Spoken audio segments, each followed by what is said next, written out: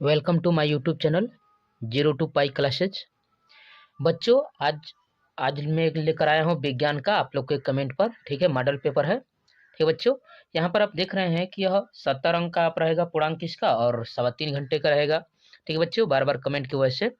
ठीक है, मैं आज लेकर आया हूँ मॉडल पेपर। ठीक, तो यहाँ पर हम लोग सबसे पहले बहुविकल्पी क्वेश्चनों को हल करेंगे। ठीक है बच्चों, आप देख रहे हैं कि आपका जो विज्ञान का पेपर आएगा वो 2 खंडों में बटा रहेगा बच्चों। ठीक है बच्चों, खंड अ और खंड ब के रूप में। ठीक है बच्चों, इस तरह से आपका रहेगा। ठीक है, तो चलिए हम लोग पहले इस यहाँ से हल करते हैं। सबसे पहले बहुविकल्पी क्वेश्चन को, खंड आपका अ वाला। ठीक है, तो यहाँ पर 20 नंबर का बहुविकल्पी है। ठीक है, पहला क्वेश्चन है बच्चों, कह रहा है कि जब प्रकाश नेत्र में प्रवेश करता है तो अधिकांश परावर्तन कहाँ होता है। ठीक है बच्चों, जब प्रकाश नेत्र में प्रवेश करता है तो इसका अधिकांश परावर्तन कहाँ होता है बच्चों। पहला दिया है आपका क्रिस्टलीय नेत्र लेंस पर, दूसरा है स्वच्छ मंडल यानी कर्निया पर, तीसरा है परितालिका पर और चौथा है पुतली पर। तो यहाँ पर कह रहा है बच्चों, यहाँ पर प्रकाश की बात कर रहा है। जब नेत्र में प्रवेश करता है तो इसका अपवर्तन कहाँ हो जाता है बच्चों। इसका अपवर्तन कहाँ हो जाता है अच्छे से, कहाँ होता है बच्चों। तो इसका विकल्प कौन सा हो जाएगा, स्वच्छ मंडल पर, यानी कहाँ होता है बच्चों, कार्निया पर होता है। इसका कौन सा हो जाएगा बच्चों विकल्प, इसका बी विकल्प हो जाएगा, कार्निया पर। ठीक है बच्चों, इसका आंसर कौन सा हो जाएगा आपका, कार्निया पर यानी स्वच्छ मंडल पर। ठीक है बच्चों, कार्निया पर इसका आंसर हो जाएगा। ठीक है, चलिए दूसरे क्वेश्चन को देख रहे हैं बच्चों। दूसरा क्वेश्चन आपको दिख रहा है यहाँ पर। ठीक है, कह रहा है निम्नलिखित में से कौन वोल्टता को निरूपित करता है। ठीक है बच्चों, कौन वोल्टता को निरूपित करता है। पहला दिया गया है किया गया कार्य, ठीक है, बट्टा में विद्युत धारा इंटू समय। दूसरा है किया गया कार्य इंटू आवेश। सी है किया गया कार्य इंटू समय और बट्टा में दिया है विद्युत धारा। और चौथा दिया बच्चों किया गया कार्य इंटू आवेश इंटू समय।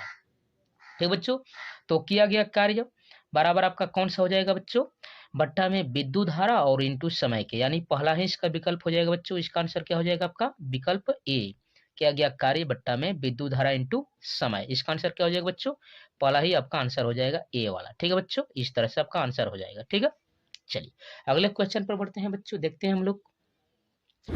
तीसरा क्वेश्चन बच्चों करा यहाँ पर करा है, निम्नलिखित में से किस स्थिति में कोई अवतल दर्पण वस्तु यानी बिंब से बड़ा वास्तविक प्रतिबिंब बना सकता है। बिंब से कितना करे बच्चों, बड़ा की बात कर रहा है और वास्तविक प्रतिबिंब बनाएगा। पहला विकल्प है बच्चों, जब वस्तु दर्पण की वक्रता केंद्र पर हो। बी दिया है विकल्प, जब वस्तु दर्पण के ध्रुव और फोकस के बीच हो।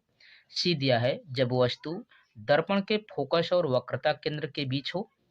ठीक है बच्चों, और डी दिया है, जब वस्तु दर्पण की वक्रता त्रिज्या से अधिक दूरी पर हो। ठीक है बच्चों, तो यहाँ पर तीसरे की बात कर रहा है तो अवतल दर्पण है बच्चों। क्या है आपका, ये अवतल दर्पण है। ठीक है बच्चों, तो इसका आंसर कौन हो जाएगा, और बड़ा और वास्तविक प्रतिबिंब हम लोग को प्राप्त करने के लिए अवतल दर्पण में हम लोग क्या करते हैं बच्चों, जब वस्तु को दर्पण के फोकस और वक्रता केंद्र के बीच में जब रखते हैं, ठीक है, तब आपका यहाँ पर वास्तविक और बड़ा प्रतिबिंब बनता है। यानी इसका आंसर कौन सा हो जाएगा बच्चों, इसका आंसर सी हो जाएगा। ठीक है बच्चों, कौन सा आंसर हो जाएगा आपका, सी विकल्प इसका सही रहेगा। ठीक है बच्चों, तीसरे का आंसर क्या हो जाएगा आपका, सी हो जाएगा। ठीक है बच्चों, चलिए अगले क्वेश्चन को आप देख रहे हैं बच्चों यहाँ पर। चौथे क्वेश्चन को, चौथा करें यहाँ पर। ठीक है, कक्षा में सबसे पीछे बेंच पर बैठा कोई विद्यार्थी श्यामपट्ट पर लिखे अक्षरों को पढ़ सकता है परंतु पाठ्यक्रम में लिखे अक्षरों को नहीं पढ़ सकता। निम्नलिखित में से कौन सा कथन सही है। ठीक है बच्चों, यहाँ पर देखेंगे विकल्प ए है, कह कि विद्यार्थी के नेत्र का निकट बिंदु उससे दूर हो गया है। दूसरा करे बच्चों, विद्यार्थी के नेत्र का निकट बिंदु उसके पास आ गया है। ठीक है, तीसरा है सी आपका, विद्यार्थी के नेत्र का दूर बिंदु उसके पास आ गया है। और चौथा है डी विकल्प बच्चों, विद्यार्थी के नेत्र का दूर बिंदु उससे दूर हो गया है। ठीक है बच्चों, तो चौथा में यहाँ पर देखेंगे बच्चों, यानी कि कह रहा है कि श्यामपट्ट पर लिखे अक्षरों को तो पढ़ सकता है लेकिन किताबों को नहीं पढ़ सकता। यानी उसे दूर की वस्तु तो दिखाई देती है लेकिन नजदीक की वस्तु जब दिखाई नहीं देती, तो यहाँ पर क्या हो गया है बच्चों, इसका विद्यार्थी के नेत्र का निकट बिंदु उससे दूर हो गया है। यानी चौथे का विकल्प कौन सा हो जाएगा बच्चों, चौथे का आपका आंसर ए हो जाएगा। ठीक है बच्चों, कौन सा हो जाएगा बच्चों, ए आंसर हो जाएगा। ठीक है बच्चों, कौन सा हो जाएगा आपका आंसर, ए हो जाएगा। विद्यार्थी के निकट का जो नेत्र का निकट बिंदु उससे क्या हो गया बच्चों, दूर हो गया, इसलिए वैसा उसको फील हो रहा है। ठीक है बच्चों, चलिए अगले क्वेश्चन पर बढ़ते हैं हम लोग। पांचवें क्वेश्चन को देखेंगे बच्चों। ठीक है बच्चों, पांचवें क्वेश्चन को कह रहा है कि 5 प्रतिरोधों, ठीक है, जिनके प्रत्येक का प्रतिरोध 1/5 ओम है का उपयोग करके निम्नतम प्रतिरोध बनाया जा सकता है। कह रहा है कि इनमें से कौन सा निम्नतम प्रतिरोध बनाया जा सकता है। 1/5 ओम का लेना है बच्चों, और कितने लेना है, 5 प्रतिरोधों को लेना है। पहला विकल्प दिया है 1/5 ओम का बनाया जा सकता है, दूसरा दिया है 1/25 ओम का बनाया जा सकता है बच्चों। ठीक है, यहाँ पर सी दिया है 1/10 ओम का बनाया सकता है, और डी दिया है आपका 25 ओम का बनाया जा सकता है। तो पांचवे का विकल्प कौन सा हो जाएगा बच्चों, 5 प्रतिरोधों को लेंगे, यानी 1/5 प्लस 1/5 प्लस 1/5 प्लस 1, यानी कितनी बार, 5 बार। तो इस तरह से आप सॉल्व करके देखेंगे तो कितना हो जाएगा बच्चों, यहाँ पर विकल्प इसका कौन सा हो जाएगा, आपका विकल्प बी हो जाएगा आपका बच्चों, 1/, हम लोग, ठीक है, 1/25 ओम के प्रतिरोध को, ठीक है बच्चों, बना सकते हैं। इसका आंसर क्या हो जाएगा बच्चों, बी हो जाएगा 1/25 ओम का। ठीक है बच्चों, इसका आंसर क्या हो गया आपका, 1/25। ठीक है, चलिए अब अगले क्वेश्चन को बढ़ते हैं हम लोग। ठीक है बच्चों, क्वेश्चन नंबर 6वां क्या कर रहा है देखते हैं हम लोग। ठीक है, 6वें क्वेश्चन पर बढ़ेंगे तो देखेंगे, कह रहा है कि दिए गए चित्र के अनुसार कागज के तल में स्थित क्षैतिज तार में पूर्व से पश्चिम की ओर कोई नियत धारा प्रवाहित हो रही है। चुंबकीय क्षेत्र की दिशा उत्तर से दक्षिण की ओर उस बिंदु पर होगी।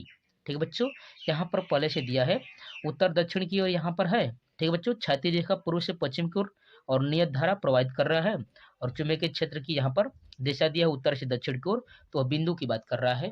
तो पहला विकल्प क्या दिया है बच्चों, आप अच्छे से चित्र को देख लीजिए 6वें का। ठीक है बच्चों, और इसका विकल्प का क्या दिया है देखेंगे, यहाँ पर दिया है पहला बच्चों, कह रहा है तार के ठीक ऊपर है 6वें का। ठीक है बच्चों, तार के ठीक नीचे है। सी दिया है कागज के तल में तार के उत्तर में स्थित है। ठीक है बच्चों, और चौथा दिया है कागज के तल में तार के दक्षिण में स्थित है। ठीक है बच्चों, कागज के तल में तार के दक्षिण में स्थित है। तो इसका आंसर क्या हो जाएगा बच्चों, 6वें का आंसर क्या हो जाएगा, आप चित्र को अच्छे से समझ रहे हैं, देख रहे हैं बच्चों। ठीक है, तो क्या हो जाएगा इसका आंसर, तो यह इसका आंसर हो जाएगा 6वें का, तार के ठीक नीचे होगा। ठीक है बच्चों, तार के ठीक क्या हो जाएगा, उसके नीचे हो जाएगा, यानी इसका विकल्प कौन सा हो जाएगा बच्चों, बी हो जाएगा। 6वें का आंसर क्या हो जाएगा बच्चों, बी हो जाएगा। ठीक है बच्चों, कौन सा हो जाएगा आपका विकल्प, बी रहेगा। ठीक है बच्चों, कौन सा रहेगा, तार के ठीक नीचे। ठीक है, चलिए बच्चों अगले क्वेश्चन पर बढ़ते हैं हम लोग। ठीक है बच्चों, तो आप अध्ययन कर रहे हैं 0 to पाई क्लासेज के चैनल पर। यहाँ पर 9, 10, 11, 12 के सभी विषयों की तैयारी फुल डिटेल और कंसेप्ट के साथ कराई जाती है, इसलिए आप इस परिवार के साथ जुड़िए। ठीक है बच्चों, चलिए 7वें क्वेश्चन को हम लोग सॉल्व करते हैं, देखते हैं बच्चों ये क्या कर रहा है। 7वां क्वेश्चन कर रहा है, निम्नलिखित में से किसके द्वारा अनंत पर स्थित किसी वस्तु का प्रतिबिंब अत्यधिक छोटा बनेगा। ठीक है बच्चों, अत्यधिक छोटा की बात कर रहा है, कह रहा है कि इनमें से कौन सा है कि जिस अनंत पर स्थित किसी वस्तु का प्रतिबिंब को एकदम छोटा बनाएगा। पहला विकल्प दिया है केवल अवतल दर्पण में बच्चों, दूसरा है केवल उत्तल दर्पण में, तीसरा कह रहा है कि केवल उत्तल लेंस में बच्चों, और डी दिया है अवतल दर्पण, उत्तल दर्पण, अवतल लेंस तथा उत्तल लेंस में अनंत पर स्थित वस्तु का प्रतिबिंब अत्यधिक छोटा बनेगा। तो 7वें का कौन सा विकल्प हो जाएगा बच्चों, तो 7वें का आंसर आप देख रहे हैं, तो यह विकल्प आपका डी हो जाएगा, अवतल दर्पण, उत्तल दर्पण, अवतल लेंस और उत्तल लेंस, यानी ये चारों रहेंगे लेंस। ठीक है बच्चों, 2 दर्पण और 2 लेंसों की बात करें, यानी इसका आंसर क्या हो जाएगा बच्चों, डी हो जाएगा आपका। ठीक है बच्चों, चलिए तो हम लोग फिजिक्स के क्वेश्चनों को सॉल्व कर रहे हैं बच्चों, हाई स्कूल के विज्ञान में। ठीक है, तो ये 7वां क्वेश्चन था। चलिए अब हम लोग अगले क्वेश्चन पर बढ़ते हैं, देखते हैं। ठीक है बच्चों, यहाँ पर आप देख रहे हैं उपखंड ब आ गया। ठीक है बच्चों, और यह उपखंड ब जो है केमिस्ट्री से रहेगा। इससे पहले हमने क्या हम लोग हल किए बच्चों, फिजिक्स के क्वेश्चनों को, बहुविकल्पी क्वेश्चनों को देखे। अब यहाँ पर हम लोग केमिस्ट्री से देखेंगे, इसी तरह से आपके बोर्ड में भी आने वाला है बच्चों। तो 8वां क्वेश्चन देख रहे हैं, क्या करा है, एक मिश्र धातु, ठीक है इनमें से कौन है एक मिश्र धातु, कह रहा है कि इनमें से क्या होता है मिश्र धातु। ए दिया है एक तत्व होता है, बी दिया है एक यौगिक होता है, सी है एक समांगी मिश्रण होता है, और डी दिया है एक विषमांगी मिश्रण होता है। तो 8वें का कौन सा हो जाएगा बच्चों, मिश्र धातु। तो मिश्र धातु को हम लोग, ठीक है, अनुपातों में मिलाते हैं बच्चों, परसेंटेज में मिलाते हैं। इसका मतलब आप कह सकते हैं इसका विकल्प सी हो जाएगा, एक समांगी मिश्रण होता है बच्चों। क्या होता है, एक समांगी मिश्रण होता है मिश्र धातु। ठीक है बच्चों, क्या होता है समांगी मिश्रण, यानी इसका आंसर क्या हो जाएगा बच्चों, सी हो जाएगा। ठीक है, चलिए 9वें क्वेश्चन को बढ़ते हैं बच्चों। यहाँ से देख रहे हैं, यह दिया है असंतृप्त हाइड्रोकार्बनों को पहचानना है और बताना है। ठीक है बच्चों, करा है निम्नलिखित में से असंतृप्त हाइड्रोकार्बन को पहचानिए। पहला विकल्प दिया है बच्चों यहाँ से CH3 single bond CH2 single bond CH2 single bond CH3। ठीक है बच्चों, दूसरा विकल्प दिया है यहाँ पर B CH3 single bond CH, ठीक है, डबल बॉन्ड CH और फिर सिंगल बॉन्ड CH3। ठीक है, इस तरह से तीसरा है CH3 single bond CH single bond CH3 और यहाँ से जोड़ दिया एक ग्रुप बच्चों CH3 के रूप में। और चौथा दिया है CH3 सिंगल बॉन्ड C फिर डबल बॉन्ड CH2, इस तरह से CH3 और ऊपर भी ऐसे CH3 दिया है बच्चों। तो 9th का कौन सा हो जाएगा? असंतृप्त हाइड्रोकार्बन की बात कर रहा है बच्चों, असंतृप्त हाइड्रोकार्बन। ठीक है बच्चों, तो इसका आंसर क्या हो जाएगा 9वें का कौन सा विकल्प हो जाएगा बच्चों? तो इसका भी आंसर हो जाएगा आपका सी वाला। ठीक है बच्चों, सी वाला हो जाएगा। ठीक है, यहाँ पर सी वाला हो जाएगा। ठीक है, यहाँ पर सी असंतृप्त की बात कर रहा है बच्चों, सी। और कौन सा हो जाएगा बच्चों? डी। दोनों क्या है बच्चों? असंतृप्त है। इस तरह से असंतृप्त तीन बहुविकल्पियों में देखेंगे तो कौन सा हो जाएगा बच्चों? तो ए दिया है ए तथा बी दिया है बी तथा डी, सी दिया है सी तथा डी और डी दिया है बी तथा सी। तो कौन सा हो जाएगा बच्चों? सी और डी, यानी विकल्प इसका कौन सा हो जाएगा बच्चों? सी वाला हो जाएगा, जिसमें सी और डी वाला रहेगा। ठीक है बच्चों, विकल्प आपका सी रहेगा। ठीक है बच्चों, सी तथा डी में रहेंगे। ठीक है, चलिए अगले क्वेश्चन पर बढ़ते हैं हम लोग 10वें क्वेश्चन पर। ठीक है बच्चों, 10वें क्वेश्चन पर बढ़ते हैं, देखते हैं इसका आंसर। ठीक है, क्वेश्चन है यहाँ पर देख रहे हैं बच्चों।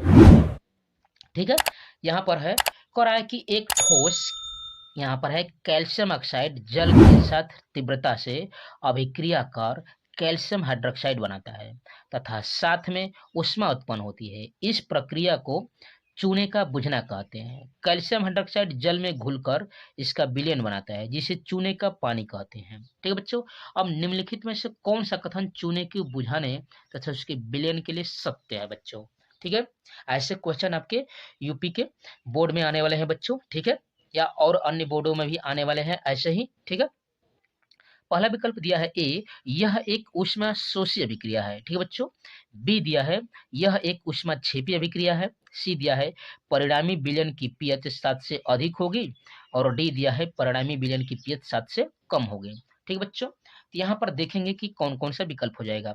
तो ए दिया है ए तथा बी दोनों विकल्प सही रहेंगे, बी दिया है बी तथा सी दोनों विकल्प रहेगा। ठीक है बच्चों, सी दिया है ए तथा डी दोनों सही रहेगा और डी दिया है बच्चों सी तथा डी दोनों सही रहेंगे। ठीक है बच्चों, तो 10वें का कौन सा आंसर हो जाएगा बच्चों? तो यहाँ पर देख रहे हैं बच्चों 10वें का, तो देख रहे थे तो यहाँ पर एक करा था कि इसमें से क्या निकला था? ऊष्मा उत्पन्न हो रही थी बच्चों। ठीक है, और दूसरा क्या हो रहा था? पीएच अधिक हो जा रहा था। ठीक है बच्चों, यानी एक यह जो ऊपर जो रिएक्शन बता रहा था, ठीक है, यह एक ऊष्मा क्षेपी प्रक्रिया है तथा इसका पीएच जो है 7 से अधिक होगा। तो इसका आंसर क्या हो जाएगा बच्चों? बी और सी वाला, यानी ऑप्शन कौन सा हो जाएगा बच्चों? बी विकल्प हो जाएगा। 10वें का कौन सा विकल्प हो जाएगा बच्चों? बी विकल्प होगा, बी तथा सी दोनों के लिए आंसर हो जाएगा। ठीक है बच्चों, इस तरह से आपका यह विकल्प हो जाएगा, 10वें का बी आंसर आएगा। ठीक है बच्चों, चलिए 11वें क्वेश्चन पर बढ़ते हैं। हम लोग देख रहे हैं 11वें क्वेश्चन को। ठीक है, अच्छे से देखिएगा बच्चों इसको। ठीक है, समझिए अच्छे से इसको। कह रहा है कि एक परमाणु की परमाणुविक त्रिज्या का निम्नलिखित में से कौन सा सही प्रदर्शन है? ठीक बच्चों, यहाँ पर परमाणु त्रिज्याओं को प्रदर्शित किया है बच्चों और इस तरह से आपको बताना है कि कौन सा इसका आंसर होगा। ठीक है बच्चों, चलिए देख रहे हैं ना अच्छे से। ठीक है, मैं विकल्पों को दिखा रहा हूं बच्चों, अच्छे से ध्यान दीजिए। ठीक है, यहाँ पर देखिए ए दिया है, यहाँ पर के एल एम एन के रूप में दिया है, फिर एन है के एल एम एन के रूप में, के एल एम के। ठीक है बच्चों, और यहाँ पर इलेक्ट्रॉनों को भरा है। ठीक है बच्चों, यहाँ पर इलेक्ट्रॉनों को भरा है, एक यहाँ पर भरा है, दो भर दिया है, फिर इस तरह से भरा है। ठीक है बच्चों, तो यहाँ पर देख सकते हैं, यहाँ पर दो भर दिया है। यहाँ से फिर देखेंगे तो कितना है बच्चों? यहाँ से गिनिए तो एक है, दो है, तीन है, चार है, पाँच है, छः है, सात है, आठ है और 9 है। ठीक है बच्चों, इसमें देखेंगे यहाँ पर यन में तो एक ही यहाँ पर दिखा रहा है बच्चों और यम में कितना यहाँ पर है? एक दिया है।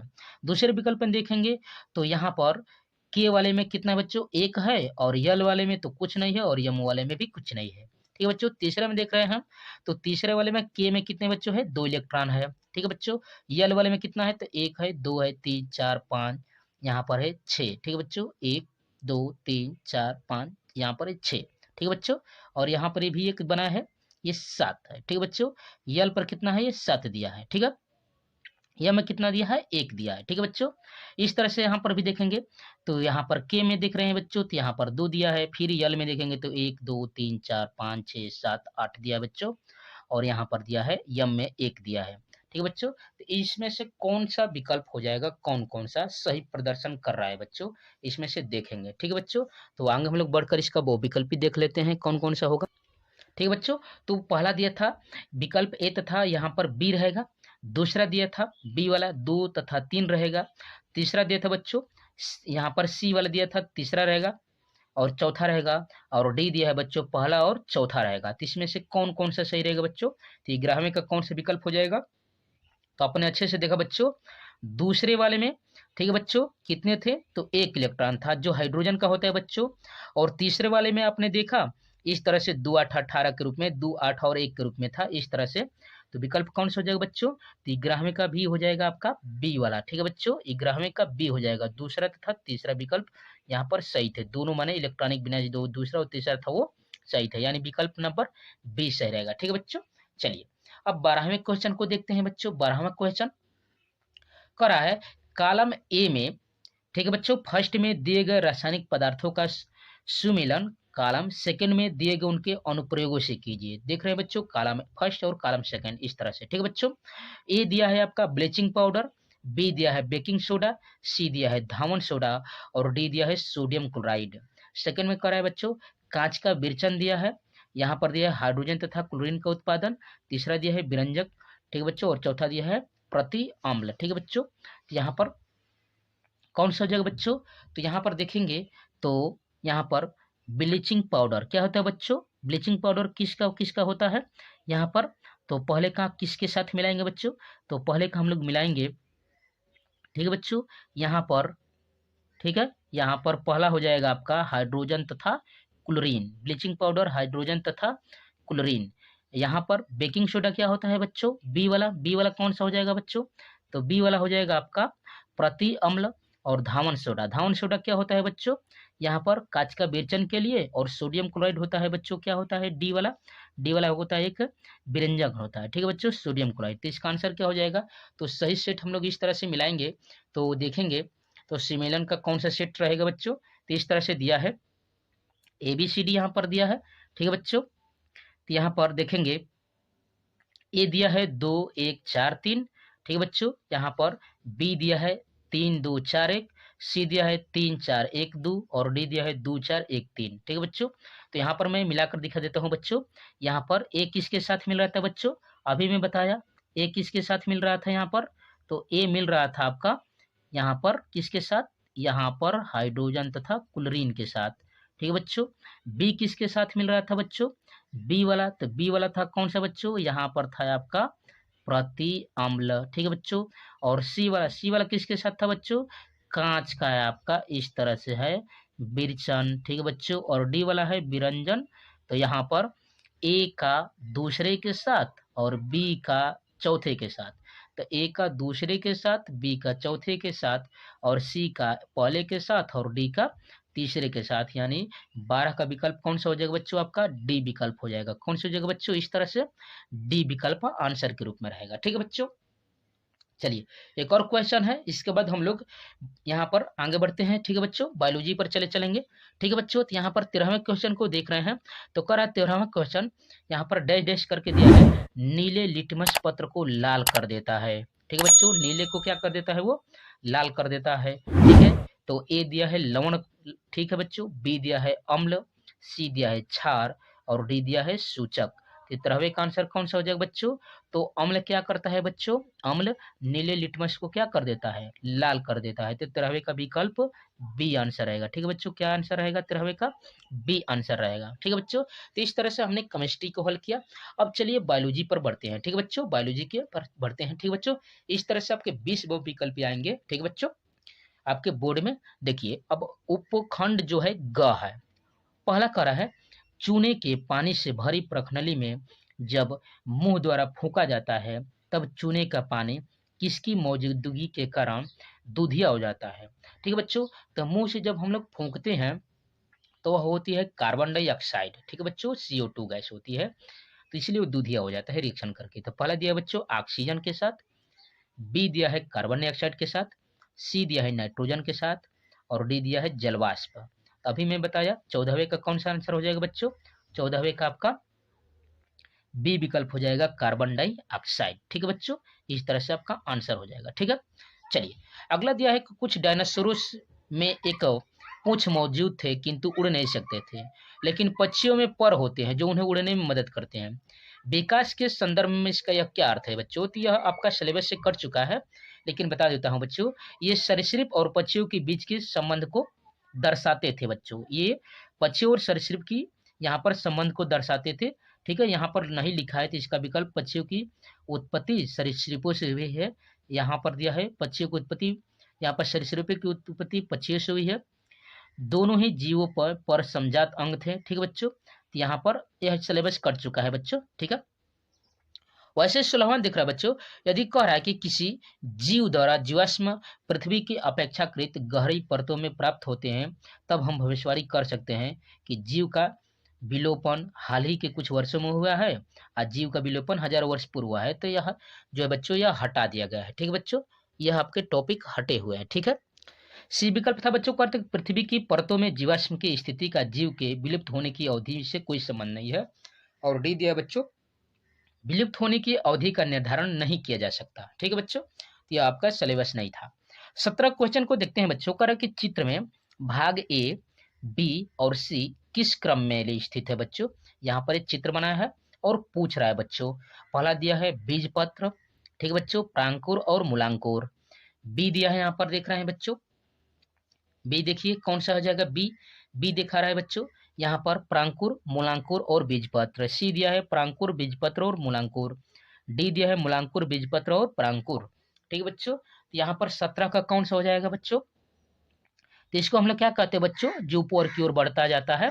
ठीक है, इसको हम लोग कहते हैं यहाँ पर प्रांकुर। ठीक है बच्चों, इसको क्या कहते हैं हम लोग, प्रांकुर कहते हैं। यह क्या होता है बच्चों, बीजपत्र होता है, यह जो दोनों ओर गोल गोल की तरह है। ठीक है बच्चों, इसको क्या कहते हैं, बीजपत्र।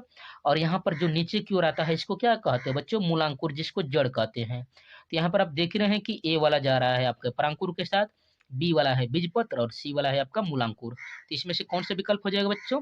तो 17 का कौन सा हो जाएगा बच्चों? तो देख रहे हैं कि सी वाला विकल्प हो जाएगा। ठीक है बच्चों, प्रांकुर, बीजपत्र और मूलांकुर। इस तरह से आपका आंसर कौन सा हो जाएगा, 17 का सी हो जाएगा। ठीक है बच्चों, कौन सा हो जाएगा आपका, 17 का सी हो जाएगा। ठीक है, चलिए अगले क्वेश्चन पर बढ़ते हैं, 18वां। ठीक है बच्चों, 18वें क्वेश्चन पर देखेंगे तो कह रहा है अमृता देवी बिश्नोई राष्ट्रीय पुरस्कार भारत सरकार द्वारा किस क्षेत्र में दिया जाता है बच्चों? तो इसका सीधा सीधा आंसर है बच्चों, जीव संरक्षण हेतु। ठीक है बच्चों, यहाँ पर दिया है पौधों की कटाई के लिए और जैव प्रौद्योगिकी के विकास में, जल संरक्षण हेतु। तो यहाँ पर आप उत्तराखंड के रूप में यहाँ पर इन्होंने अमृता बिश्नोई के द्वारा पौधों की कटाई को रोकने के लिए दिया गया था बच्चों, यानी कह सकते हैं यहाँ पर बी विकल्प रहेगा, चूंकि यह आपका सिलेबस नहीं है, कट चुका है। ठीक बच्चों, चलिए 19वें क्वेश्चन पर बढ़ते हैं बच्चों। 19वां देखेंगे, अच्छे से ध्यान दीजिएगा। 19वें को रहा है यदि टमाटर के एक गोल तथा हरे रंग के बीज वाले पौधे RR YY, झुर्रीदार तथा पीले रंग के बीज वाले पौधे RR YY में संकरण कराया जाए तो F1 के बीज कैसे होंगे बच्चों?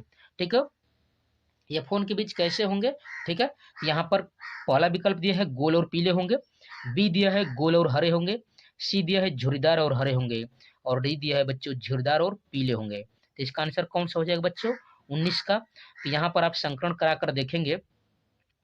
ठीक है, इस तरह से आप स्लाइड बनाकर देखेंगे, इस तरह से खींचकर बच्चों यहाँ पर निकाल के देखेंगे तो गोल और पीले वाला हो जाएगा। इसका विकल्प कौन सा हो जाएगा बच्चों, 19 का ए हो जाएगा। ठीक है बच्चों, कौन सा हो जाएगा आपका, 19 का ए आंसर हो जाएगा, गोल और पीले वाले। ठीक है, चलिए 20वें क्वेश्चन और अंतिम क्वेश्चन का देखते हैं बच्चों। इस तरह से आपके बहुविकल्पी क्वेश्चन आने वाले हैं, तो आप अध्ययन कर रहे थे बच्चों 0 to पाई क्लासेज के चैनल पर, यहाँ पर 9, 10, 11, 12 के सभी विषयों की तैयारी फुल डिटेल कंसेप्ट के साथ कराई जाती है बच्चों। ठीक है, आप इस परिवार के साथ जुड़े। ठीक है बच्चों, करा है निम्नलिखित चित्र में जो है चित्र दिया बच्चों, अंकित यहाँ पर ए मादा का जनन तंत्र के किस भाग को प्रदर्शित करता है? ठीक है बच्चों, तो यहाँ पर आप कह सकते हैं यह वाला आपका, यह क्या कहलाता है बच्चों, योनि कहलाता है। ठीक है बच्चों, यह ग्रीवा वाला होता है, यह गर्भाशय होता है, और यहाँ पर इसको फाइलोपियन ट्यूब बोलते हैं, और यह क्या होता है बच्चों आपका, अंडाशय होता है। तो यही पूछ रहा है बच्चों कि एक क्या है, मादा जनन तंत्र का क्या है बच्चों ये?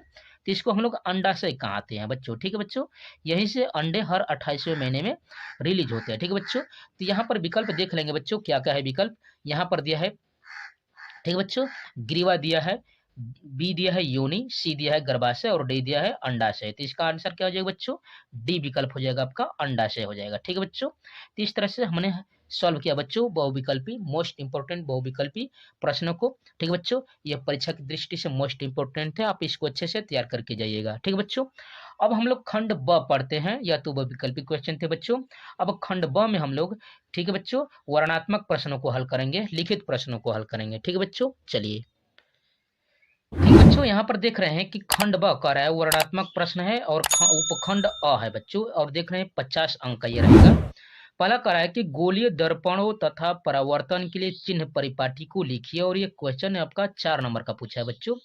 पहला क्वेश्चन है गोलीय दर्पणों के लिए परावर्तन के लिए चिन्ह परिपाटी का आपको लिख रहा है बच्चों। तो चलिए इसके आंसर को हम लोग लिखते हैं। ठीक है बच्चों, देखिए यहाँ पर कह रहा है कि गोलीय दर्पणों द्वारा प्रकाश के परावर्तन में दर्पण से वस्तु की दूरी, प्रतिबिंब की दूरी, फोकस दूरी इत्यादि को व्यक्त करने के लिए एक निश्चित ज्यामिति माने निर्देशांक ज्यामिति के चिन्ह परिपाटी का प्रयोग किया जाता है, जो निम्नलिखित है बच्चों। पहला कह रहा है, मैंने आपको यही देखना था बच्चों, यहाँ पर चिन्ह परिपाटी का यही रूल है, इसी को अच्छे से तैयार करके जाइएगा। ठीक है बच्चों, पहला है दर्पण पर प्रकाश किरणें सदैव बाईं ओर से आपतित होती है। ठीक बच्चों, दूसरा कह रहा है सभी दूरियां दर्पण के ध्रुव से मुख्य अक्ष के साथ नापी जाती है। ठीक बच्चों, चलिए तीसरा देख रहे हैं यहाँ पर, तीसरा यहाँ पर देख रहे हैं नियम करा कि दर्पण के ध्रुव के दाईं ओर अर्थात आपतित किरणों की दिशा में नापी गई दूरियां सदैव कैसी ली जाती है बच्चों, धनात्मक चिन्ह के साथ ली जाती है बच्चों। ठीक बच्चों, किधर की, दाईं ओर की जो आपतित किरणों की दिशा में जो दूरी नापते हैं हम लोग उसको धनात्मक लेते हैं। ठीक है, चौथा दर्पण के ध्रुव के बाईं ओर अर्थात आपतित किरण की विपरीत दिशा में जो दूरियां नापी जाती है बच्चों उसको किस के साथ लेते हैं हम लोग, ऋणात्मक चिन्ह के साथ लेते हैं बच्चों। किसके साथ लेते हैं, ये ऋणात्मक चिन्ह के साथ लेते हैं। ठीक है बच्चों, ऋणात्मक चिन्ह के साथ।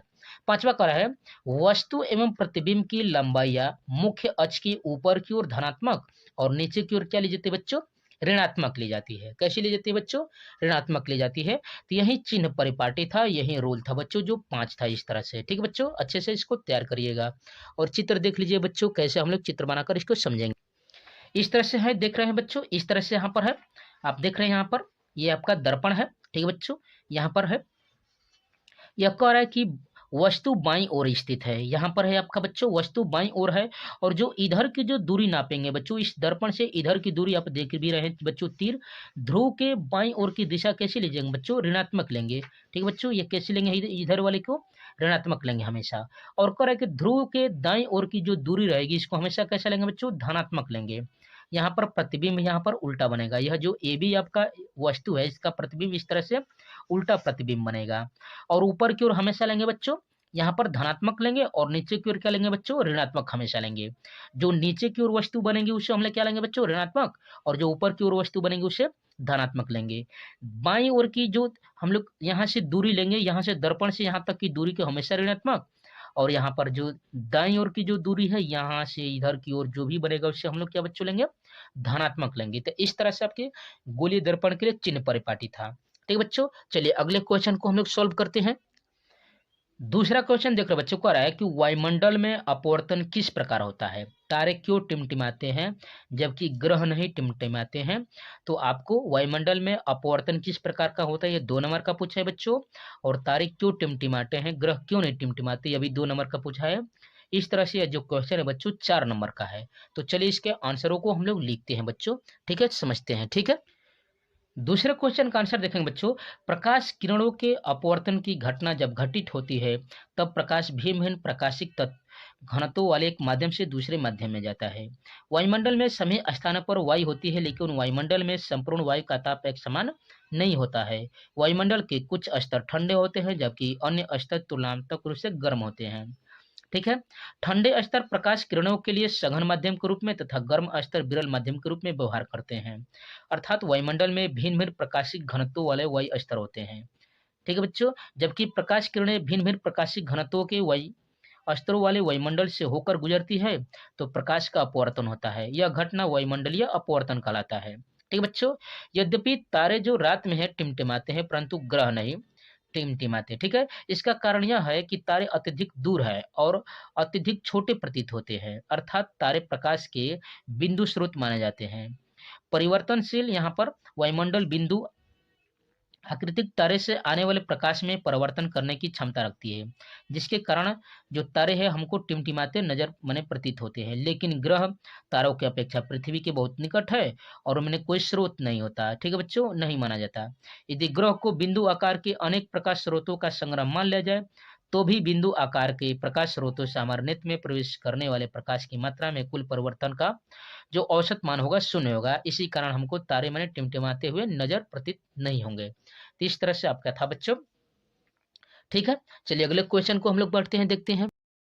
बच्चों आपका अगला क्वेश्चन था 2 ओम 3 ओम और 6 ओम के तीनों प्रतिरोधकों को किसी प्रकार संयोजित करेंगे कि संयोजन का कुल प्रतिरोध 4 ओम का हो। पहला क्वेश्चन पूछ रहा है कि 4 ओम का हो और दूसरा कह रहा है कि 1 ओम का हो। कितना कितना ओम लेना है बच्चों? 2 ओम का, 3 ओम का और 6 ओम का लेना है इस प्रकार से, और उनका संयोजन इस प्रकार से करना है कि उसका कुल प्रतिरोध कितना है, पहला 4 ओम का और दूसरा कितना है बच्चों 1 ओम का हो जाए। ठीक है बच्चों, आप देख रहे हैं कि ये 4 नंबर का क्वेश्चन पूछा था। ठीक है, चलिए इसको सॉल्व करते हैं बच्चों, चलिए आगे बढ़ते हैं। ठीक है बच्चों, इसका सॉल्व देखेंगे हम लोग तो यहाँ पर 3 ओम तथा 6 ओम के प्रतिरोधों को समांतर क्रम में संयोजित करेंगे तथा उसके साथ 2 ओम प्रतिरोध को श्रेणी क्रम में तुल्य प्रतिरोध के रूप में हम लोग करेंगे बच्चों, जिससे हमको क्या प्राप्त हो, 4 ओम प्राप्त हो जाए। ठीक है, इस तरह से आप देख रहे हैं बच्चों, इस तरह से हम लोग संयोजन करेंगे।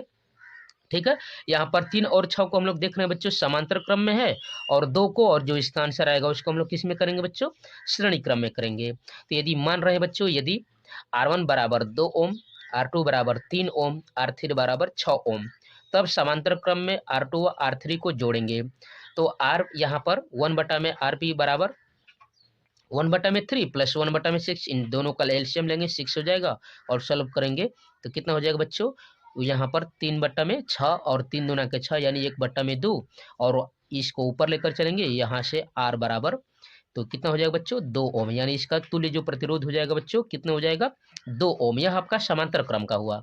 अब समांतर क्रम वाला क्यों, और जो यहाँ पर बचा हुआ था बच्चों 2 ओम का, और उसको लेकर हम लोग क्या बनाएंगे यहाँ पर श्रेणी क्रम में। ठीक है बच्चों, तो इन दोनों को हम लोग ऐड करेंगे यहाँ से, तो आप देख रहे हैं बच्चों यहाँ से सॉल्व करेंगे तो यह हो जाएगा आपका। अब R1 को इस संयोजन के श्रेणी क्रम में जोड़ने पर तो RS बराबर हो जाएगा R1 प्लस RP, यहाँ पर है बच्चों 2 ohm plus 2 ohm equal to कितने ओम का बच्चों 4 ओम का। इस तरह से आपका सॉल्यूशन हुआ। ठीक है बच्चों, चलिए अगले क्वेश्चन को हम लोग बढ़ते हैं, देखते हैं। ठीक है बच्चों, उसका हमने पहला वाला सॉल्व कर लिया। अब इसका दूसरा वाला कह रहा था आपका 1 ओम तुल्य प्रतिरोध निकालना था बच्चों। तो तुल्य प्रतिरोध का मान सबसे कम होना संभव है जबकि सभी प्रतिरोधों को किस में जोड़े बच्चों, समांतर क्रम में। इस तरह से आपको समांतर क्रम में जोड़ना है। ठीक है बच्चों, 2 ओम को, 3 ओम को और 6 ओम को आप समझ रहे हैं बच्चों समांतर क्रम के इस तरह से। ठीक है, जोड़ेंगे और फार्मूला आप जानते हैं 1/r बराबर बच्चों 1/r1 plus 1/r2 plus 1/r3, क्योंकि 3 ओम हमने लिए हैं। ठीक है बच्चों, 1/rp इक्वल टू हो जाएगा, एक आपका है 2 ओम का बच्चों, एक है 3 ओम का और एक है 6 ओम को। इस तरह से 1/2 प्लस 1/3 प्लस 1/6। ठीक है बच्चों, 2 3 6 का एलसीएम लेंगे, 2 3 6 का एलसीएम लेंगे तो कितना हो जाएगा बच्चों 6 हो जाएगा, और सॉल्व करेंगे तो 6/6 हो जाएगा, यानी आरपी इक्वल टू कितना बचा आएगा आपका 1 ओम, और इस तरह से आपका तुल्य प्रतिरोधी आपका मान प्राप्त हो गया। ठीक है बच्चों, तो ये आपका क्वेश्चन था तीसरे का सॉल्यूशन। ठीक है बच्चों, चलिए अगले क्वेश्चन को बढ़ते हैं, हम लोग देखते हैं चौथा। चौथा देख रहे हैं बच्चों, कह रहा है दक्षिण हस्त अंगुष्ठ नियम में अंगूठे की दिशा क्या निर्दिष्ट करती है? यह नियम किस प्रकार फ्लेमिंग के वाम हस्त नियम से भिन्न है? किसी क्षैतिज शक्ति संचरण लाइन में पूर्व से पश्चिम दिशा की ओर विद्युत धारा प्रवाहित हो रही है, उसके ठीक नीचे किसी बिंदु पर तथा उसके ठीक ऊपर किसी बिंदु पर चुंबकीय क्षेत्र की दिशा क्या होगी? और ये 2-2 नंबर का और कुल मिला के कितने नंबर का पूछा है बच्चों? आपके 6 नंबर का क्वेश्चन पूछा है, आपका चौथा नंबर। चलिए इसको बच्चों सॉल्व करते हैं। ठीक है बच्चों, तो आप अध्ययन कर रहे हैं बच्चों 0 to पाई क्लासेज के चैनल पर। यहाँ पर 9, 10, 11, 12 के सभी विषयों की सारी फुल डिटेल और कंसेप्ट के साथ कराई जाती है। ठीक है बच्चों, इसलिए आप इस परिवार के साथ जुड़िए यहाँ पर। चलिए इस क्वेश्चन को हम लोग सोल्यूशन देखते हैं। ठीक है, चौथे का देख रहे हैं बच्चों, पहले यहाँ पर दक्षिण हस्त अंगूठे नियम। ठीक है।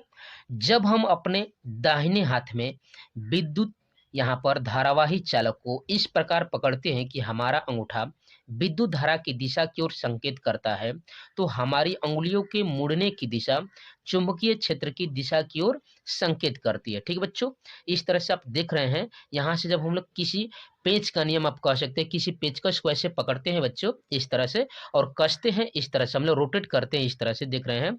ऐसे जब रोटेट कराते हैं हम लोग इस तरह से, तो जो अंगूठा होता है वह क्या दिखाता है बच्चों, अंगूठा विद्युत धारा को दिखाता है, और जिधर यह उंगलियां मुड़ी हुई है वो क्या दिखाती है बच्चों, चुंबकीय क्षेत्र की दिशा को निर्दिष्ट करती है। आप इस तरह से देख सकते हैं, या इधर से भी पकड़ेंगे तो यही प्रोसेस होता है बच्चों। जो अंगूठा दिखलाएगा क्या दिखलाएगा बच्चों, विद्युत धारा को दिखलाएगा। आप इस तरह से आप अच्छे से, ठीक है बच्चों, चित्र बना सकते हैं। अब यह फ्लेमिंग के बाएं हाथ के नियम के अनुसार यह देखते हैं कि कैसे इसको देखेंगे बच्चों, हल करेंगे। ठीक है, यहाँ पर है फ्लेमिंग के वामहस्त नियम। जब हम अपने बाएं हाथ की तर्जनी, मध्यमा व अंगूठे को इस प्रकार फैलाते हैं कि ये तीनों एक दूसरे के परस्पर लंबवत हो, तथा यदि तर्जनी चुंबकीय क्षेत्र की दिशा मध्यमा चालक में प्रवाहित विद्युत धारा की दिशा को प्रदर्शित करती है, तो जो अंगूठा होता है वो चालक पर आरोपित बल की दिशा को प्रदर्शित करता है। यानी यह जो अंगूठा होता है बच्चों, इस तरह से आप चित्र बनाएंगे बाम हाथ को। ठीक है, तो यह जो अंगूठा होता है वो चालक पर लगने वाले बल एफ को प्रदर्शित करेगा। यह जो उंगली है आपका बच्चों, यहाँ पर आप कह सकते हैं, यहाँ पर यह चुंबकीय क्षेत्र की दिशा बी को दिखाती है, और यह जो बीच वाली उंगली है बच्चों, यह क्या दिखलाती है, विद्युत धारा को दिखलाती है। ये ठीक है बच्चों। यहाँ पर यह जो आपकी है, यह तर्जनी और यह मध्यमा क्या दिखलाती है, तो तर्जनी दिखाती है चुंबकीय क्षेत्र को, और जो मध्यमा दिखाती है किसको बच्चों, विद्युत धारा की दिशा को दिखाती है। इस तरह से आपका है। ठीक है बच्चों, अब इसको हम लोग इस तरह से लिख सकते हैं, या पेंच का नियम भी कहलाता है बच्चों, इसको पेंच का नियम भी कह सकते हैं। ऐसे देखेंगे, किसी क्षैतिज शक्ति संचरण लाइन में पूर्व से पश्चिम की ओर विद्युत धारा प्रवाहित हो रही है, उसके ठीक नीचे इसके किसी बिंदु पर तथा उसके ठीक ऊपर के किसी बिंदु पर चुंबकीय क्षेत्र की दिशा मैक्सवेल के किसी बिंदु पर दक्षिणावर्ती पेंच के नियम के अनुसार ज्ञात करेंगे। ठीक है बच्चों, ठीक है। इस नियम के अनुसार यदि पेंच कसते समय पेचकस को बाएं, यहाँ पर दाएं हाथ में पकड़कर, दाएं हाथ में पकड़कर इस प्रकार घुमाया जाए कि पेंच की नोक धारा की दिशा में आगे बढ़े, तो पेंच के घुमाने की दिशा चुंबकीय बल रेखाओं की दिशा को प्रदर्शित करती है। इस तरह से आप, ठीक है बच्चों, इस तरह से हम लोग देख रहे हैं। इस तरह से यदि इसको कसते हैं तो विद्युत धारा की दिशा को दिखलाएगा, और जिस तरह से रोटेशन होगा वो चुंबकीय बल रेखाओं को प्रदर्शित करेगा। ठीक है बच्चों, तो इस तरह से आपका सोल्यूशन हुआ। ठीक है, चलिए अगले क्वेश्चन पर बढ़ते हैं हम लोग। ठीक है बच्चों, इस तरह से आपका फिजिक्स समाप्त हुआ। अब हम लोग खंड ख पढ़ते हैं, जो केमिस्ट्री है बच्चों। कह रहा है, जो यहाँ पर 5वां क्वेश्चन, निम्नलिखित यौगिकों की संरचनाएं चित्रित कीजिए, और एक एक नंबर के यह दिया बच्चों, और 4 क्वेश्चन है 4 नंबर के। कह रहा है क्लोरोपेंटेन, ठीक है, 2 मेथिल प्रोपेनॉल, ठीक है बच्चों, 2 डाई मेथिल ब्यूटेनॉल, और यहाँ पर है पेंटोनोइक अम्ल। ठीक है बच्चों, इन हम लोग चारों क्वेश्चनों को सॉल्व करते हैं, देखते हैं। ठीक है बच्चों, चलिए इसका हम लोग बनाते हैं, इसका यहाँ पर संरचना इस तरह से देखेंगे बच्चों। तो यहाँ पर आप देख रहे हैं 5वें का क है, कह रहा है प्रोपेन। ठीक है, तो यहाँ पर क्लोरो, और यहाँ पर है बच्चों मेथ एथ प्रोप, यानी कार्बन आपका 3 रहना चाहिए, और संतुलन की दिशा में इस तरह से कह सकते हैं। इसका फार्मूला हो जाएगा CH3 CH2 CH2 Cl, यानी क्लोरो प्रोपेन हो जाएगा बच्चों। दूसरा का था 2 मेथिल प्रोपेनॉल की बात कर रहा था। यहाँ पर CH3 single bond CH, single bond CH3, और यहाँ पर 2 लगाना था बच्चों, क्योंकि 2 मेथिल था, यानी 1 2 के स्थान से हम लोग जोड़ेंगे क्या, CHO यानी प्रोपेनॉल अल की बात करेंगे बच्चों, यहाँ पर CHO लगाएंगे। ठीक है बच्चों। तीसरा कर रहा है 2 डाई मेथिल ब्यूटेनॉल की बात कर रहा है, यानी OH ग्रुप की बात कर रहा है, और 2 और है, और डाई है, मेथिल भी है। तो यहाँ से देखेंगे बच्चों, तो मेथ एथ प्रोप ब्यूट, यानी ब्यूटेनॉल बच्चों कह रहा है, तो OH जोड़ेंगे तो यह आल ग्रुप बन जाएगा, तो यह ब्यूटेनॉल हो गया। लेकिन 2 डाई था, मेथिल था, तो 1 2 के साथ बच्चों था एक बार CH3, और इधर भी CH3, तो यहाँ से गिनेंगे तो 1 2 3 4, तो 2 के साथ देख रहे हैं कि बच्चों CH3 एक बार मेथिल, और 2 के साथ फिर CH3, तो 2 बार आपका मेथिल ग्रुप आ गया। और चूंकि 2 के साथ लगा हुआ है, इसलिए इसको 2 डाई बोलेंगे, और मेथिल बोलोगे, और मेथ एथ प्रोप ब्यूटे, यानी ब्यूटे और OH ग्रुप की वजह से नाल, यानी इस तरह से होगा 2 डाई मेथिल ब्यूटे नाल। ठीक है बच्चों। 5वां देखेंगे हम लोग, यहाँ पर पेंटोनोइक अम्ल की बात कर रहा था, तो बच्चों हम लोग देखेंगे कार्बन की संख्या कितनी रहनी है, 5 रहनी चाहिए। तो मेथ एथ प्रोपब्यूट पेंट, और यहाँ पर CO ग्रुप है, ठीक है बच्चों। यहाँ पर क्या बोलते हैं, कार्बोनिल समूह की बात हो रहा है बच्चों, CO की बात कर रहा है, तो इस तरह से आप लगा सकते हैं, यानी COOH कार्बोक्सिलिक समूह की बात कर रहा है, ठीक है। तो इस तरह से आप अल वाला पेंटोनोइक अम्ल, तो मेथ प्रोब्यूट पेंट इस तरह से जोड़ सकते हैं, ठीक है बच्चों। चलिए अगले क्वेश्चन पर बढ़ते हैं हम लोग। छठवां क्वेश्चन का देख कर बच्चों, कुछ तत्वों के परमाणु क्रमांक नीचे दिए गए हैं 10, 20, 7, 14। इन तत्वों का नाम लिखना है और इनका वर्ग सारणी में स्थान लिखना है बच्चों। यह आपका सिलेबस को काट दिया इस साल, ठीक है बच्चों। तो हम लोग 7वें क्वेश्चन को देखते हैं, जो मोस्ट इंपोर्टेंट है बच्चों। कारण निम्नलिखित अभिक्रियाओं में प्रत्येक के लिए संतुलित रासायनिक समीकरण लिखिए, ठीक है। 1-1 नंबर का है और 6 बच्चों है यहाँ पर क्वेश्चन, और 6 नंबर के हैं। कह रहा है कि calcium hydroxide plus dash dash करके और इक्वल टू दिया है कैल्शियम कार्बोनेट और प्लस जल दिया है। दूसरा है बच्चों dash dash plus silver nitrate equal to zinc nitrate plus silver दिया है, ठीक है बच्चों। इस तरह से चारों देख, ठीक है बच्चों। ग का अर्थ है एल्युमिनियम प्लस डैश डैश और इक्वल टू का अर्थ है एल्युमिनियम क्लोराइड प्लस कॉपर। घ का रहा है बच्चों यहाँ पर barium chloride plus potassium sulphate equal to barium sulphate plus dash dash. यहाँ पर अंगा है मैग्नीशियम प्लस हाइड्रोक्लोरिक अम्ल equal to magnesium chloride plus dash dash, और फिर च दिया है dash dash plus chlorine equal to hydrogen chloride, ठीक है बच्चों। तो इसके सॉल्यूशन को हम लोग देखते हैं, ठीक है बच्चों, इसका सॉल्यूशन कैसे होगा, ठीक है। चलिए देखते हैं। चलिए बच्चों, पहले का क कह रहा था calcium hydroxide plus carbon dioxide equal to था कैल्शियम कार्बोनेट और प्लस जल। इस तरह से आपका यह रिएक्शन का, ठीक है, पूर्ण हुआ, ठीक है बच्चों। कैल्शियम हाइड्रोक्साइड CaOH का होल ट्वाइस प्लस CO2, ठीक है बच्चों। इन दोनों का हम लोग जब रिएक्शन कराते हैं तो क्या निकलता है बच्चों, कैल्शियम कार्बोनेट बनता है और प्लस जल निकलता है। इस तरह से आपका यह समीकरण हुआ, आपका यह इक्वेशन हुआ, ठीक है बच्चों। खत बच्चों zinc plus silver nitrate, zinc plus silver nitrate equal to zinc nitrate Zn3 का होल ट्वाइस, क्योंकि Zn2+ होता है बच्चों, प्लस Ag, ठीक है बच्चों। चूंकि ये संतुलन नहीं है तो 2 का गुणा करना पड़ेगा, दोनों और 2 का गुणा करेंगे तो संतुलन हो जाएगा। तो इस तरह से आपका यह रिएक्शन हुआ, ठीक है बच्चों। ग देखेंगे तो aluminium plus cupric chloride, aluminium plus cupric chloride equal to यहाँ पर aluminium chloride AlCl3 plus copper. चूंकि संतुलन नहीं है बच्चों, यही सब देख सकते हैं कि यहाँ पर क्लोरीन 2 है, यहाँ पर क्लोरीन 3 है, तो ऐसे ही गलत हो गया। तो इसको संतुलन करेंगे तो यहाँ से हो जाएगा 3 दूना के 6 और यहाँ से हो जाएगा 3 दूना के 6, यानी क्लोरीन बराबर हो गया। कॉपर 3 हो गया तो बच्चों यहाँ पर 3 का गुणा करेंगे तभी यह कॉपर बराबर होगा, ठीक है। और एल्यूमिनियम यहाँ पर 2 है तो 2 का गुणा करना पड़ेगा। तो इस तरह से आपका यह एल्यूमिनियम हुआ, aluminium plus cupric chloride equal to aluminium chloride plus copper, ठीक है। घ देखेंगे तो घ देख रहे हैं बच्चों बेरियम क्लोराइड, ठीक है बच्चों, barium chloride BaCl2 plus potassium sulphate K2SO4, ठीक है बच्चों, potassium sulphate K2SO4 equal to barium sulphate BaSO4 plus KCl potassium chloride, ठीक है बच्चों। इस तरह से समीकरण था। चूंकि यह बराबर नहीं है क्योंकि यहाँ पर K2 है तो 2 का गुणा करना पड़ेगा। तब क्लोरीन चेक करेंगे कि 2 है कि नहीं, तो यहाँ पर भी देख रहे हैं बच्चों क्लोरीन 2 है। तो इस तरह से आपका समीकरण घ नंबर वाला क्लियर हुआ, ठीक है बच्चों, ठीक है, आप समझ रहे हैं ना, ठीक है। चलिए अगले क्वेश्चन पर बढ़ते हैं।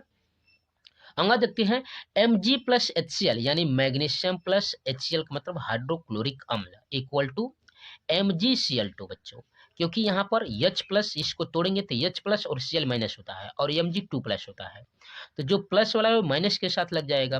तो Mg और Cl, यह Mg2+ और Cl माइनस दोनों यहाँ पर रिएक्शन करके बनाएंगे MgCl2, और चूंकि यहाँ हाइड्रोजन 2 है तो यहाँ से H2 बाहर निकल जाएगा, यानी मैग्नीशियम प्लस हाइड्रोक्लोरिक अम्ल और equal to magnesium chloride plus hydrogen, ठीक बच्चों।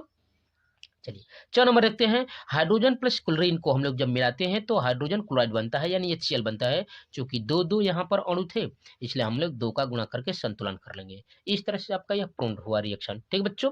मोस्ट इंपोर्टेंट था बच्चों, इसको अच्छे से तैयार करके जाएगा। ऐसे आपको क्वेश्चन आने वाले हैं फिक्स एकदम बच्चों, ठीक है। बोर्ड एग्जाम में अच्छे से तैयार करके जाइएगा। आप अध्ययन कर रहे हैं बच्चों 0 to Pi क्लासेज के चैनल पर। यहाँ पर 9, 10, 11, 12 के सभी विषयों की तैयारी फुल डिटेल और कंसेप्ट के साथ कराई जाती है बच्चों, इसलिए आप इस परिवार के साथ जुड़िए, ठीक है बच्चों। वीडियो को लाइक कीजिए, शेयर कीजिए, सब्सक्राइब कीजिए, ठीक है बच्चों।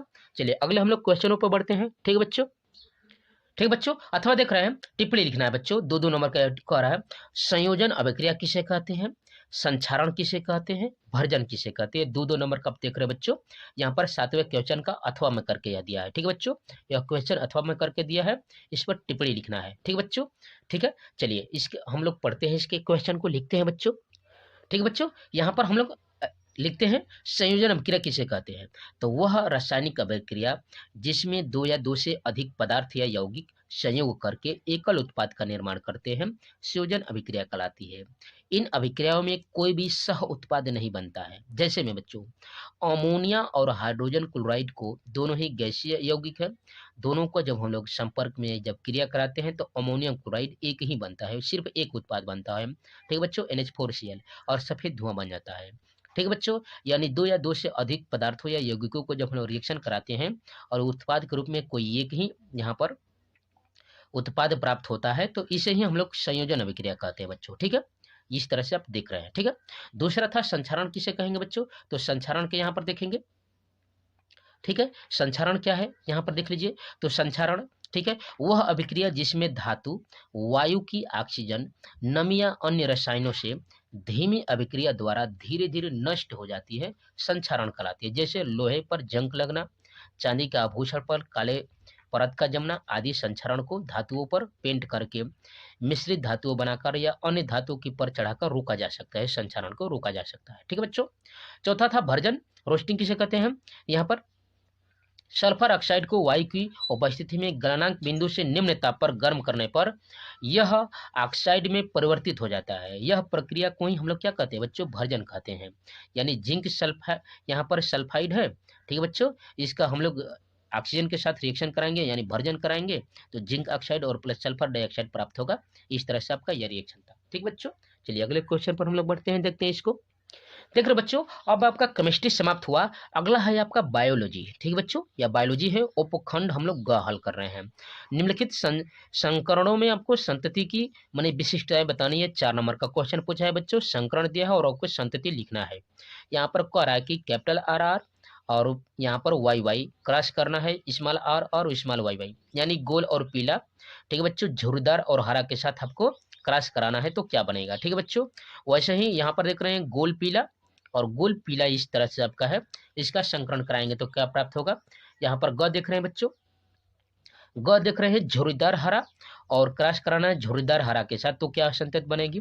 फिर देख रहे हैं बच्चों गोल और पीला और झुर्रीदार और हरा के साथ जब संकरण कराएंगे तो क्या क्या बनेगा। इसको हम लोग सॉल्व करते हैं बच्चों, इसका आंसर लिखते हैं, देखते हैं। ठीक है बच्चों, चलिए बच्चों देखें, यहाँ पर क्वेश्चन का सॉल्व लिखते हैं, आंसर लिखते हैं। संकरण करा रहे थे हम लोग गोल पीला और जोड़ीदार के साथ, तो संतत क्या बनेगा बच्चों, गोल पीला और संकर बनेगा। ठीक है बच्चों, खत आपका गोल पीला के साथ, गोल पीला का जब हम लोग संकरण कराएंगे तो गोल पीला मिलेगा लेकिन शुद्ध वाला मिलेगा। ठीक है बच्चों, क्या मिलेगा, यह शुद्ध वाला मिलेगा। फिर ग वाला देख रहे हैं झुर्रीदार हरा और झुर्रीदार हरे के साथ जब हम लोग संकरण कराएंगे तो झुर्रीदार हरा मिलेगा लेकिन शुद्ध वाला मिलेगा बच्चों, शुद्ध शुद्ध रहेगा। घ देख रहे हैं गोल पीला और क्रॉस करा रहे हैं बच्चों झुर्रीदार हरा के साथ, तो क्या मिल रहा है बच्चों, गोल पीला मिल रहा है लेकिन क्या बनेगा, ये संकरण प्राप्त होगा। इस तरह से आप कह सकते हैं बच्चों, तो 2 संकर बीज प्राप्त हुए, मैंने 2 संकर संतति प्राप्त हुई और 2 शुद्ध शुद्ध संततियां प्राप्त हुई। इस तरह से आपका 8वें क्वेश्चन का सॉल्यूशन था। ठीक है बच्चों, अब हम लोग 9वें क्वेश्चन को सॉल्व करते हैं बच्चों। ठीक है, 9वें क्वेश्चन को देखें बच्चों, रंध्रों के खुलने तथा बंद होने की प्रक्रिया को चित्र द्वारा स्पष्ट कीजिए। ठीक है बच्चों, रंध्र कैसे खुलते और बंद होते हैं उसको चित्रों के द्वारा स्पष्ट करना, ये 4 नंबर का पूछा है बच्चों। मोस्ट इंपोर्टेंट जो भी मैं आपको यह मॉडल पेपर सॉल्व करा रहा हूँ बच्चों, मोस्ट इंपोर्टेंट है, आप इसको परीक्षा की दृष्टि से अच्छे से तैयार करके जाइएगा। ठीक है बच्चों, चलिए आगे बढ़ते हैं हम लोग। ठीक है बच्चों, यहाँ पर देखेंगे रंध्रों के खुलने एवं बंद होने की प्रक्रिया द्वारा कोशिका की स्फीति दाब तथा स्थल सलथ स्थिति पर निर्भर करती है। जब द्वार कोशिका में स्फीति दाब बढ़ जाता है तो रंध्र के छिद्र खुल जाते हैं। इसके विपरीत द्वार कोशिका में स्फीति दाब कम हो जाता है या सलथ अवस्था आ जाती है तो रंध्र के छिद्र बंद हो जाते हैं। दूसरे शब्द में कह सकते हैं बच्चों, यहाँ पर आप चित्र भी देख रहे हैं बच्चों, इस तरह से आप चित्र भी अच्छे से देख रहे हैं, समझ रहे हैं, इस तरह से दिया है। कर दूसरे शब्दों में, जब द्वार कोशिकाओं की परासरण सांद्रता बढ़ जाती है तब पास वाली कोशिकाओं से जल अंतः परासरण की क्रिया द्वारा कोशिकाओं में प्रवेश करता है, जिसके फलस्वरूप द्वार कोशिका का स्फीति दाब टीपी बढ़ जाता है, जिसके द्वारा कोशिका अंदर वाली मोटी भित्ति भी बाहर की ओर खिंच जाती है और रंध्र खुल जाते हैं।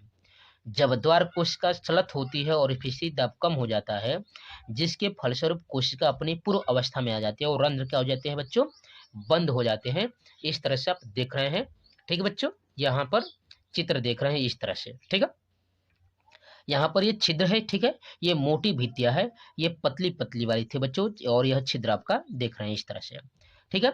यहाँ पर ए है, बी है, सी और डी है। यह मोटी भित्तियां थी इस तरह से बच्चों, यहाँ पर देख रहे हैं मोटी भित्तियां थी, इस तरह से छिद्र खुले हैं, ये केंद्र कहलाएगा, ठीक है बच्चों। इस तरह से आपके यह रंध्र खुलते और बंद होते हैं, यह प्रोसेस है इसका। ऐसे ही आपको लिखकर एग्जाम में आना है बच्चों, और ऐसे ही चित्र बनाकर अच्छे से आना है, ठीक है। चलिए अगले क्वेश्चन पर बढ़ते हैं हम लोग, ठीक है बच्चों। 10वां कह रहा है वातावरण में कार्बन डाइऑक्साइड स्तर का नियंत्रण करने के लिए कुछ उपायों का सुझाव दीजिए।